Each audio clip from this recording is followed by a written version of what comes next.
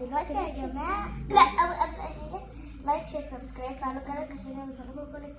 دلوقتي يا جماعه احنا عايزين دلوقتي نلعبوا سباحة وممكن شاطر.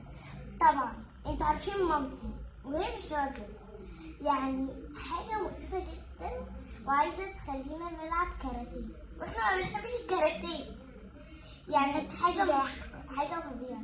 فكلكم قولوا لنا في الكومنتات يا ماما يا مامتي انا خليهم يلعبوا سباحه. فريدة خلينا نلعبوا يا ام فريده خليهم يلعبوا.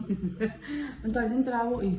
سباحة. طب احنا هنقول لهم هما يكتبوا لنا في الكومنتات. انا مش عايزه سباحه عشان انا بصراحه بخاف يعني من السباحه. ليه بقى؟ الجو اصلا ابتدى يسقع، دي حاجه. الحاجه التانيه اي نعم يعني في بقى في السباحه هما بيبقوا بيعملوا البول وكده بيبقى دافي ماشي، بس برضه بيبردوا. بس دي مش المشكله، يعني انتوا عارفين اصلا انا بتكلم. عارفين انتوا المشكله في ايه؟ هاي فريده، عارفه ايه المشكله يا مكه؟ ايه هي؟ المشكله ان زمان، مش زمان قوي يعني من كام شهر كده، ايوه في واحده تمام ابنها غرق في البول.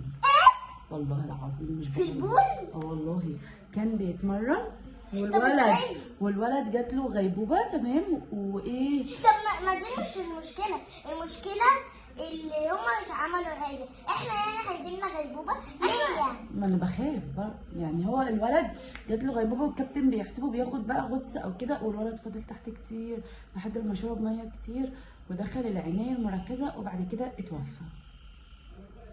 يعني قول الله يرحمه.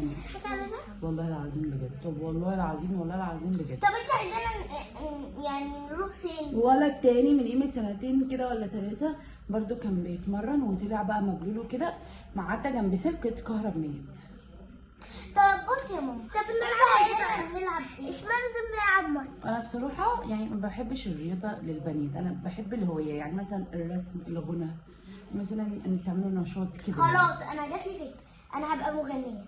اوكي غني كده. طب سمعيهم حاجه يلا بسرعه. آه... يلا يا ياسر سمع. قولي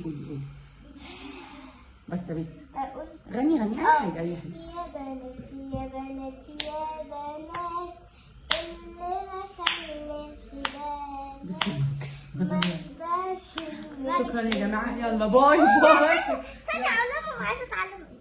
كمان عايزه اتعلم ما شبعش ايه حلوين ارسم. ترسم اوكي.